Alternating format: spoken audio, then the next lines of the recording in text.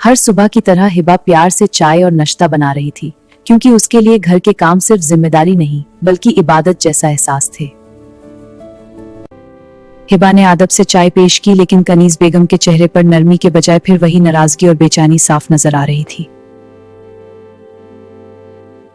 आमिर सब कुछ समझ रहा था, लेकिन माँ की इज्जत और बीवी के दर्द के बीच वो हर रोज खुद भी अंदर ही अंदर टूट रहा था।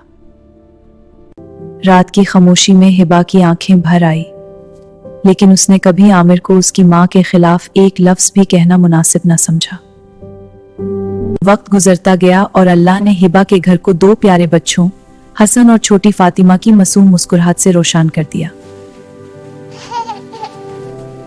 हसन, फातिमा, बोलो बिस्मिल्लाह। बिस्मिल्लाह। बहुत अच्छे मेरे प्यारे बच्चों। और सुनो, हर काम से पहले दुआ याद रखो। जी याद रखूंगी। मेहमानों के आने पर हिबा पूरे दिल से खिदमत में लग गई और सुबह से शाम तक बिना थके सब कुछ अकेली संभलती रही। इतनी मेहनत के बाद भी जब मेहमानों के सामने कानीज बेगम ने उसे सुना दिया तो हिबा का दिल टूट गया, मगर उसने जवाब ना दिया। रात की तन्हाई में सजदे में गिरकर हिबा रोती रही और अल्लाह से बस अपने घर के लिए मोहब्बत, रहम और सुकून की दुआ मांगती रही। फिर अचानक एक दिन कनीज बेगम की तबीयत इतनी खराब हुई कि घर का सुकून एक पल में घबराहट और परेशानी में गई।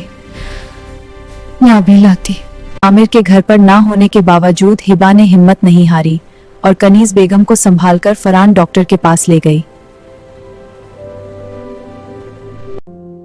अम्मी, ये दवा ले लो। शुक्रिया हिबा, कोई बात नहीं, अब आराम करो। उस रात हिबा ने अपनी सास के पास उठ बैठ कर दावा दी।